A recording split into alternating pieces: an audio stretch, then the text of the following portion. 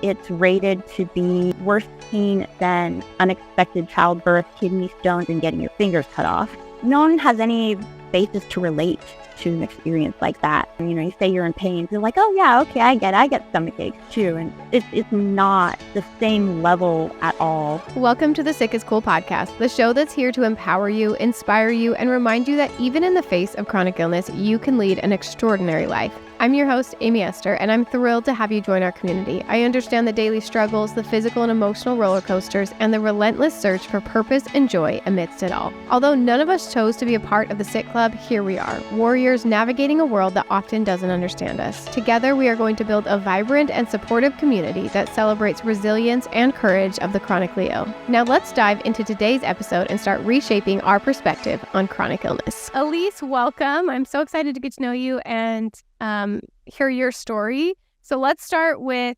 your chronic illness story and anything about you want to share. Okay, I'm Elise. Like you said, I'm 22. I've been married for almost 2 years, and I have a 6-month-old baby girl. And my chronic illness story, kind of a long one. It started when I was 13. I got a stomach bug, and it stayed, and then it settled into my stomach as chronic pain and nausea, and it just kept getting worse. And when I was 15, it got triggered into much worse. It's called amplified musculoskeletal pain syndrome. Took a while to get diagnosed. First, they didn't know what was going on, and so they put me on bed rest, which wasn't a good idea. They put me on bed rest. I had to drop out of high school for a year, in the middle of the year, because I was having so much brain fog, so much pain. I was just debilitated, and no medication would touch it at all, not even morphine. So I go into the ER because I'm crippled and they can't do anything. I finally got diagnosed, and it was me and my parents doing a bunch of research, brought that to the doctor, and it's an amplified pain syndrome. It's rated to be worse pain than unexpected childbirth, kidney stones, and getting your fingers cut off. That was the pain I was dealing with every day. And it had spread to the rest of my body too. So I had it in my limbs, and I was in a wheelchair. So I got diagnosed, and at the time, I don't know now, but at the time there were only 7 centers in the U.S. that knew how to treat it. And so I was able to sit in within a week. So I got diagnosed, contacted some people over the weekend. The next week, my dad and I packed up and lived in Nebraska for a month. And I did therapy there for a month. And I called it boot camp for invalids. I was exercising for 7 hours a day. And it resets the nerves. So I have to push it past the pain threshold in order to get to reset. That was a very formative experience for me. I learned a lot about mental toughness and really mind over matter. When I got back, had to stay very, very active for years to keep my flare-ups at bay. And then in 2020, I got COVID and developed long COVID, and I unofficially have chronic fatigue syndrome. Basically, I did a bunch of tests, tried to rule out autoimmune conditions. My family has that. And my general practitioner said, okay, well, if the autoimmune tests come back negative, then come back to me and I'll diagnose you with CFS. I haven't gone back because I haven't bothered. So that, to catch you up now with my chronic illness stuff, I got married in 2021, had a baby this last December. That's kind of a little crazy. Yeah, I mean, I'm shocked that you've even done so much in your life with so much pain. I've never even heard of that. Sounds so awful. Let's take a minute to talk about the sponsor of today's episode, Let's Get Checked. Let's Get Checked is a worldwide leader in at-home health tests that puts you in control of your health care. With Let's Get Checked, you don't even have to leave the comfort of your home. You don't have to go to a lab to get your blood drawn. It's very convenient. You can order a testing kit that will be delivered to you in discreet packaging. Once your sample arrives in the laboratory, confidential results will be available from your secure online account within 2 to 5 days. Let's Get Checked laboratories are CLIA approved and CAP accredited, which are the highest ranking levels of accreditation.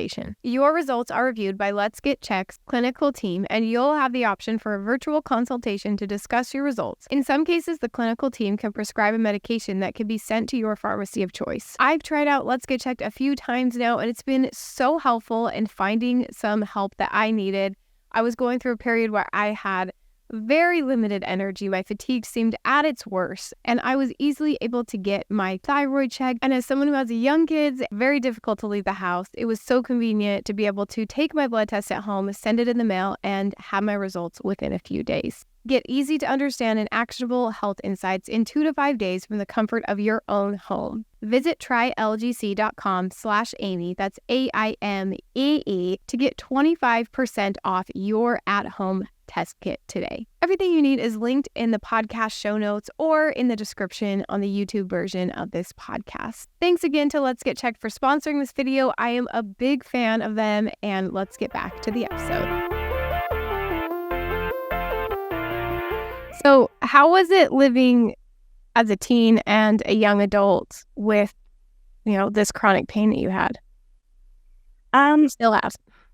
Yeah, Thankfully, I forgot to say, I don't know why, but when I got COVID, my pain syndrome disappeared, which I'm very grateful for. I had no idea why, but so I'm not having the amp, and it's just the long COVID. But yeah, it's lonely because you're very different, and you have to live life different, and no one has any basis to relate to an experience like that. You say you're in pain, you're like, oh yeah, okay, I get stomach aches too, and it's not the same level at all. So yeah, I felt out of place. My whole family has health issues constantly. We take turns having a medical crisis, so we were that family. The kind of weird family. Oh, how are you guys doing? Anything new? I'm like, well, someone else turned through the year, so it was different, but and I lost some friends because I couldn't do normal person things when I had my amps, and especially when I was on bed rest. I was definitely not doing anything. But even after I got treatment, I was doing physical therapy pretty much constantly. And so I say, hey, I can't go to this trip. I can't consistently go to youth group. I can't really go out shopping. I need to go and treat this, and I needed the exercising and stuff like that. Yeah, it was different. But the friends that stayed with me through all that, I'm still friends today, 8 years later. They're the ones that have a lot of compassion, and they just, believe what I am saying and don't think that I'm just making all this up, and they stuck with me. And so I don't consider the friends that I lost as a true loss. One of the things that had to be different, and that I just had to learn to accept and explain to people, was when I had amps. Before I knew it was amps, I was kind of trying to rest, and we thought that would help.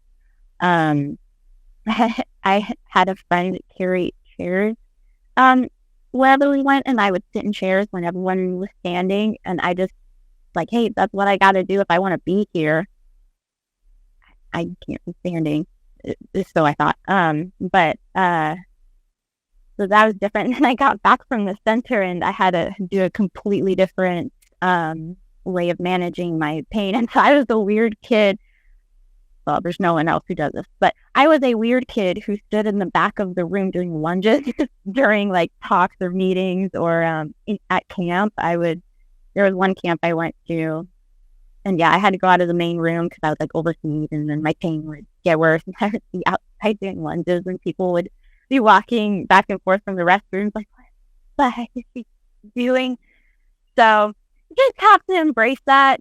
I want to try to experience things, and I have to adjust how I act and do things in order to be able to experience that. And I'm okay, and I explain it to people, and even if they don't get it, like weird, they still don't give me grief most of the time.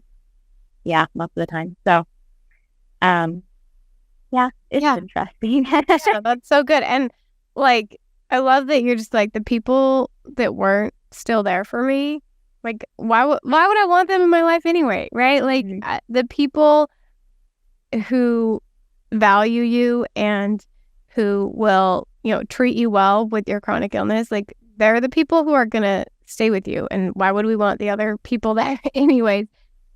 So you were dating and you got married through all of this. So how were you able to manage that? And I mean, even like making new friends, is that something you do, or is that, I don't know, it's not, like, it's difficult for me to make friends. Yeah. The making new friends is a short answer, so I'll go with that first. I have a hard time.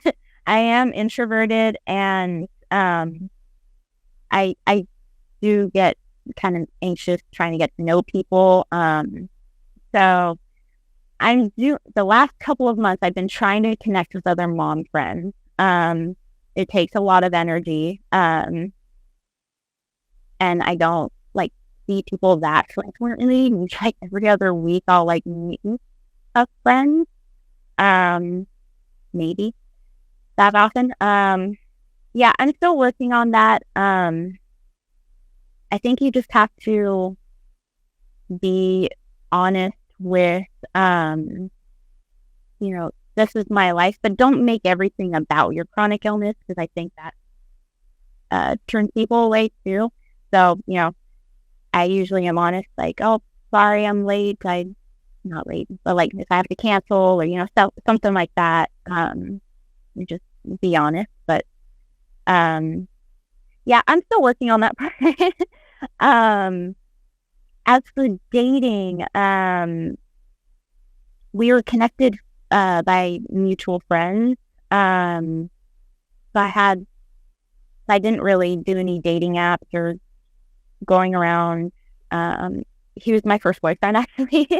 So I don't have too much experience on that front, but we did have to have a lot of conversations about my history of just, this has been very formative, through my whole teenage years, my whole young adult life. I didn't have, normal college experience or high school. But anyway, so we talked about that stuff, any trauma that I had, and, things I'm currently working on getting better, all of that. And he was, well, I married him, so he was very compassionate and understanding, and he took me seriously, and when I got long COVID, that really changed our relationship, and made a lot of things harder, because it went from me just needing to devote a lot of time to managing my flare-up through exercise to I can't get off the bed. I was very, very sick for 3 months after I got COVID. And so I remember my parents basically put a time limit, because they saw how badly I crashed after me and my then boyfriend and I hung out. They said, "Okay, he can't be here for more than 4 hours. That's the limit." Because they could see me fading, and I was out for the rest of the night. We still don't quite know how to go on dates, like go be adventurous, go do things. I'm better than I was then, and so I'm able to kind of do some things. I can't go hiking, really. I can't do damn nothing, not long shopping, any of that. So we just have to adjust, and there's a lot of at-home dates. There's a lot of going out and sitting outside, and a lot of talking. So I have to adjust expectations and give him room to say, hey, I'm really sad you can't do things, and give me room to say, hey, I'm really sad that you can't see this other side of me that is not able to be present right now. That was something I had to grieve, that he didn't really see that side of me, still hasn't as much. It's a lot of adjusting. You just have to adjust expectations and be honest. Yeah, I think communication is number one, right? Because if you're going to be honest, and like you said, it doesn't have to be like a sob story every time, or like, my life sucks. But like with my husband and I, he loves things like rock climbing, but then he also loves a good movie night. And so it's like, okay, you go rock climbing with your friends or with your dad, or like we find other people for him to do those things that I can't do with him. And then, we save our dates for maybe something more relaxing and more my speed, I guess. And it definitely takes, I think, trial and error. Like we're like we've been married 7.5 years, and we're just like, still some days it's not great, but like we're figuring each other out, and we're figuring out like, okay, this is what works for us. And and you just like, you have to balance that, because the other thing is you don't want to take away from what they need, right? Like if they do need an active activity or they like to get out, then how can we have our spouse or partner do that in a different way? And then maybe date night is just movie night and snuggles and like that. That's all that night, right? But yeah, I think it just takes a lot of communication and being honest. Yeah, I'm trying to get more creative with my date ideas. So one thing that I've done recently, because I was getting all very uptight about conserving my energy. I don't have much of it, and I kind of need to cook dinner, and all those things that seem very pressing. But I think having experiences with your spouse or your partner is really important for the relationship. So I have tried recently, and I think I'm in the spot to do that. So if someone's not in the spot to be able to do this, then that's how it is. But since I am, I've tried to, okay, today we're gonna have leftovers tonight, so I don't need to cook, I don't need to go do anything. We're gonna have go out and play frisbee for 45 minutes, like something shorter and something that I can use up my energy reserve, and it's okay. It's not gonna be a disaster because I have to go do something else, and then I'm gonna induce a crash. I've been trying that, and that's been really nice. We're trying to think of other things, like, oh, maybe we can go to the Saturday market together, or going shopping is kind of fun. Just like the Walmart, something like that. Not anything exciting or long, especially. And I try to time it on lighter days. And that's been working out a lot better. And that's been a nice mentality shift of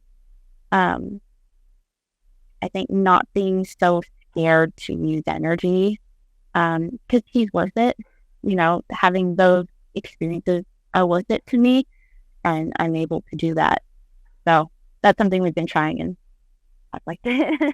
Yeah, I love that, because I like so often, like my coaching calls, it comes up to like, well, I'm scared I'm going to get sick, and just like that fear, and I deal with it too, where it's like, but what if like the one night we have a babysitter for the kids and we're able to go out is my worst night? And it usually ends up being because I'm so stressed about it that then I just make myself sick.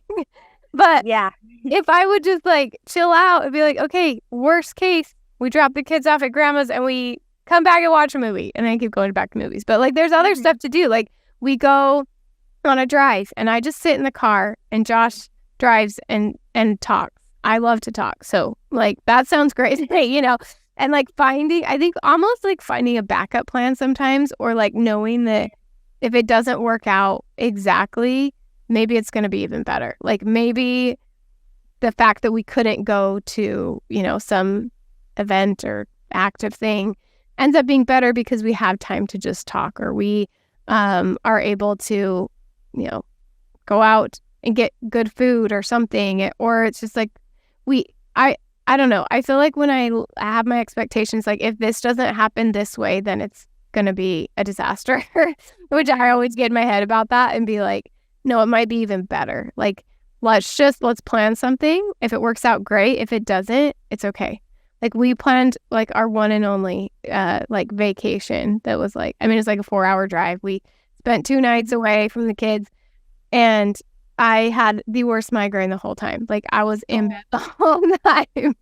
And it's so tempting to be like, okay, ruined our whole vacation. But I had to be like, okay, what's good here? Well, it's just me and Josh. Like at least I'm sick and not having to take care of kids for a minute. Like we can find some good in this. And sometimes like my expectations, that's like the hardest part. Is like I expected it to be this big, glorious vacation that I see everyone else on Instagram doing, even though theirs probably isn't perfect either. But anyway, I think it's so hard to not feel like it needs to go a certain way. And with chronic illness, I think we all know who live chronically, like it doesn't. It never goes according to plan. So speaking of plans, I'm sure you had some life plans, as we all do. And as living with chronic illness, I think most of us have had to change, the big things. It's not just the little things, the date nights or activities we like, but sometimes it's the big things. So how's your like direction in life changed because of your illness? I think because I kind of grew up with having shifting medical issues, I didn't really have a solid plan for my life. I didn't really have the room for it. I had ideas, like I wanted to, after I got treated, I wanted to be a physical therapist, kind of help people how I was helped. But there was this huge overwhelming caveat of if I can do it. And so I didn't really try to like plan like, okay, I'm going to go to college for this and then I'm going to graduate in 4 years and then I'm going to try to start a career in this or get married or both or whatever. I just had nothing because I had no idea what my state was going to be in a year. Maybe growing up with it was kind of good in a way because like someone like maybe you who got it in their 20s or something like that, you grew up with like, oh, I'm going to do this. I have this idea. And then it totally just, blows everything out of the water when you get sick. I didn't even have the opportunity to really form that. That was kind of a mercy because I'm flexible. I did, like I said, I thought about being a physical therapist. And I just realized that the schooling fairly rigorous for that. And I did some general education at a community college, and I just realized that was not going to work for me in a healthy way. I could probably really force myself to do it, but I don't think it would have been very healthy. So I ended up getting a certification in personal training instead, and that was a lot more flexibility. It was an online education. It took me a year because I was dealing with stuff that really takes some people like 3 months. And I had a very flexible schedule. I did that for 2 years. So it was doubt again, flexibility. Yeah. Yeah, that's about it. Yeah, and I think it's a skill. Like it's like a skill to learn how to be flexible and I mean, like especially some people are very like type A, like this is how it should be and this is how life's gonna go and it's a skill to learn. And in a way it's like a blessing in disguise that you just learned that. Like you didn't have to like have this massive change because that's how you kind of grew up with, which is obviously super sad in some ways, but if we try to find a silver lining, at least like you learned how to be flexible. And I think even like as a mom, like that's something you need. And outside of chronic illness, I think it's an important skill to have. So how do you still create a life that you love. I mean, you're a mother, you've done a lot of things in your life, even at a young age. And how do you still do that with living sick? Yeah. I think there's kind of three things for me. The first one was fighting whatever keeps you down. For me, it's despair. That's something I've wrestled with for years, hopelessness, despair. And I really needed to crack down on that and that mentality in order to actually enjoy life, actually have hope, actually try to get better. And I still have bouts of it. I still have to work on it. And it's been many, many years. I think I'm in a really good spot now mentally because I just really worked on fighting that despair. I know for some people with anger or resentment, maybe it's something else. So fight whatever is keeping you down. And then the second thing would be acknowledging your circumstances, where you're at. You're chronically ill, letting go of expectations of what you think life should be like. Maybe that's not how your life is meant to be. And then don't be content with staying where you're at. I think there's two pitfalls that you can fall into. One is thinking my life needs to be this specific way and I'm going to fight tooth and nails against my body, hurt myself more in the long run in order to achieve this. And that's not healthy. And then the other pitfall is, I've been chronically ill for so long and it's just awful and I'm just surrounded by, despair. Despair. And life is never going to get better. There's no point in trying, that hopelessness. And that hopelessness doesn't give you room to try to grow, try to heal in whatever way you can. So I think don't be content staying where you're at. And then fight for healing. And I don't just mean physical healing. If you can fight for physical healing, try new things, do it. However, if you're at a roadblock, which I've been at many times, and I'm sure you have too, try to grow in your mental healing, or emotional healing, or spiritual healing. Keep growing in some way. Don't stay stagnant. And if you kind of do all those things, I guess it's really a mental thing. I'm very big on, mind over matter through my previous experiences. But I really do think creating a life you love involves mindset a lot, and that can overcome whatever, awful circumstances and limitations your body has. Yeah. Oh, that's so good. And I think I don't know if it's just a human thing, we all do it, but we just have this tendency to go from one extreme to the other, right? I just want to be a teacher. That's all I want to do. That's the path I decided. That's the best thing for me. And then when it didn't work out, I was like, okay, well, now I can't do anything. I'm never going to be able to work again. I can't teach anything. And it's no, what if we take it back a little bit to the middle? My brain just automatically goes to the other extreme. If it doesn't work out, then it's the opposite, right? It's not in between. And sometimes it's okay, maybe teaching high school math, which is what I was originally doing, maybe that's not for me, teaching in a public setting.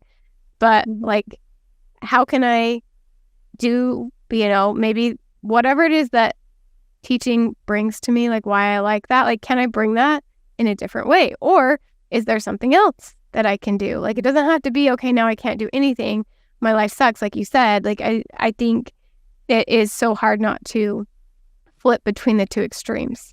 And then no, I am going to, I'm going to do all the things I can, and then we make ourselves sick and we flip to the other side. So I think it's so good to have that mindset of we can be in the middle.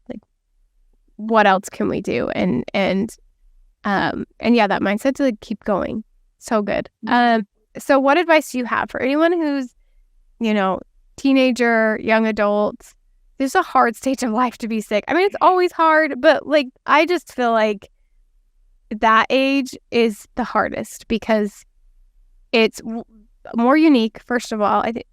Like the older I get, the more like people I know, I feel that I'm at 130 and people are going to stop telling me, oh, you're so young for all this, because in 30s, it's like not as rare, I guess. Not that it's not hard and whatever, but it's just, as a teenager and a young adult, like that's the active time of your life, the social time of your life, as most people think. So what advice do you have for people who are there? Yeah. I think, again, about mindset, being grateful for everything you have. I even, like, when I was having a lot of stomach pain, and eating was very, very hard, I would just be grateful, hey, I can eat, or like when I could walk, or when I was able to run again.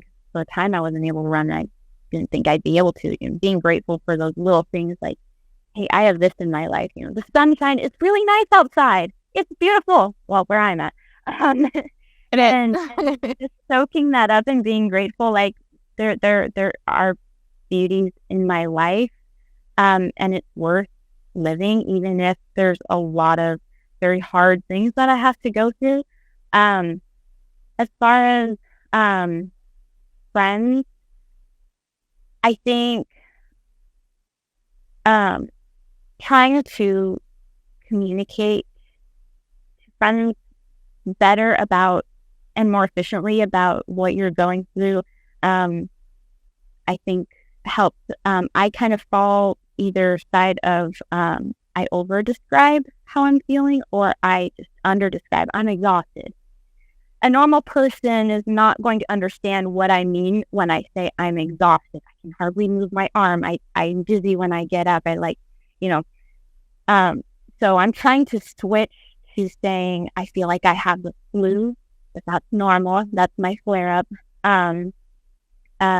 Or I'm trying to say to my husband, yeah, I'm in a lot of pain. Maybe just be a little bit more descriptive and say my legs are on fire and it hurts to walk. Something like that.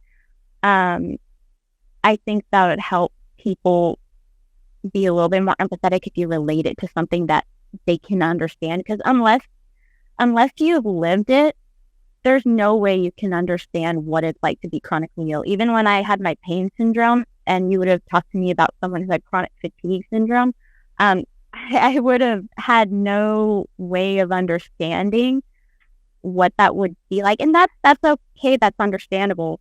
We can only understand, what we can. So I think helping, your in-laws, your family, just kind of understand a little bit more and try to work on your replies to how are you doing is helping me out quite a bit. Yeah, I think just even if you can't live the life you want, you can still make an impact by choosing to love those around you every day. And I think that's what gives life meaning, is the love you give and not the things you achieve. So I think it's shifting that mindset of, oh, I can't do this, my life is just worthless. And like, no, okay, my mom is here today. I'm going to love her today. And then I can, if I die tomorrow, I don't have any regrets. That type of thing. Yeah. Oh, that's so good. I love that advice of just like loving. Like if that was what I thought every time, I was struggling, like, how can I love someone? Like, even my husband and I were talking about this. Like, every time we serve someone else, even if it seems small, like I can't give a ton, maybe I can't make them a dinner, but I could do something small for them. Like, I always feel better. I get out of my own head. And like, yes, you think about someone else, and everybody has problems. Like, even if it's not chronic illness, they're going to have their own problems. And you got to get out of your own head, Mm-hmm. I think that's one of the hardest, I don't know, for me, that's been a very hard thing for me, because you're in survival mode for so many years, and it's all about like, I just need to, for my fatigue and stuff, I need to only spend this amount of energy so then I can actually do this later on in the day. And it's very in your head, and you're very wrapped up in how you're feeling. And don't go to the other extreme of completely ignoring yourself, but that nice middle ground of, getting out of your own head, serving others in the way you can. I think that's awesome. Yeah, that's hard. Yeah. To remember when you're in the moment and you don't feel good. And yeah. Yeah, it really is. Or like, even like just serving my kids or my husband. Sometimes I'm like, oh, but I'm just so sick. I feel so terrible. But like, can I do something for them? Even if it's just sit down and read a book with my kid. Like, if not, then I'm in my head and I'm like, oh, I'm just going to scroll Instagram, or I'm just going to like try to listen to something so that I'm, distracting myself. But when I just serve my kid, it doesn't have to take energy. It doesn't have to be that much. But it's like the answer is just love. Like, if you love more, like love yourself and love other people, like you're going to do amazing things and you're going to create a really good life, right? Yeah, 100%. Well, thank you for being here and sharing your story. I had never heard of that. What was it called again? It's called amplified musculoskeletal pain syndrome. It's an umbrella term, so underneath that might be things you're more familiar with, PRPS. And I think last I checked, it changes. So it might have changed since I last looked at this. But I think juvenile fibromyalgia, I think, is underneath that category, actually. There was other things, RND, RSD. I think most people have heard of PRPS if they would have heard of it. Yeah. Okay, that makes sense because I think, like if I say like I have dysautonomia, people are like, what the heck? But POTS, they're like, oh yeah, I've heard of POTS. So yeah, I think that's another thing. Like when you're like you feel all these things, it's like if you learn enough about your illness, it's easier to explain. Because I used to do the same thing. I'm like, I just don't feel good. And it's like, okay, let me actually explain what it feels like. Or like, can I relate it to something that maybe you felt? It's not going to be the same. Yeah. But like, I also say the flu a lot. I'm like, I just feel like I have the flu. And that at least gives a little bit more to like understanding. Especially when it's hard. If like no one's felt it. Yeah. How to explain it. But yeah, that was just so good to hear your story, and sad that you were so young. Like, it just like breaks my heart. But I'm not sad about it at this point. I mean, it was hard. There was constant trauma, but I'm not sad about it because it's made me who I am, and I think I'm a much better person. I can empathize with a lot of people. It really helped me as a personal trainer, be able to help a lot of the people I worked with who had chronic issues. And I learned a lot about life and about love and flexibility. Going back to that, it's really helped me as a mother so much. I cannot understate it. So it sucked. It's hard. But I wouldn't trade it for anything. It's amazing. Yeah. I mean, just to know, but I just be able to see that side of things, especially like going through it when you did and how much pain you were in. I think that's just inspiring for anyone who's listening. I mean, inspiring for me. Like, I need to look at my life like that sometimes. Like, okay, how has this actually benefited me? How has my life actually been better because of this illness? That's so good. It's a hard process to try to have. Yeah, and I think it doesn't come naturally. So it's not like, okay, someone listening to this podcast, like, okay, yesterday I just thought this was the worst thing that's ever happened to me. So now today I'm going to just like only see the good. Like, no, we're going to like, we don't need to go to the extremes again, right? Yeah. This is like a super hard thing I would never wish upon my worst enemies. And wow, it's made me into such an incredible person and mom and, whatever it is that people are doing with their lives. Like, you can see how it's actually brought in good to you, and it can still be a really hard thing, right? Yeah, absolutely. Yeah. Well, thank you for being here today and sharing your story. I think it's going to help so many people. Thank you. Yeah, it was nice to talk to you. Thank you. Yeah, it was. So I just love these calls and getting to meet people and who get it and understand. Hey friend, do you find value in this podcast but want to take it to the next level? Work with me one-on-one or check out Chronically Me, the course and workbook. This course takes the things you are learning on the podcast and helps you apply them directly to your life. This course dives deeper into changing your thinking, teaching you how the brain works and how to maximize your life with chronic illness. I designed this course as a companion to the podcast. The podcast gives specific, real-world examples, and the course helps you put them into action. If you want personalized one-on-one help from me, I got you. I also offer individual coaching programs where we can talk about the problems you are facing. I'll help you manage your brain and find solutions to nearly every problem that you have. We will walk hand in hand on this journey together. Check the show notes or the video description on YouTube for more information on getting extra help from me. Talk to you soon.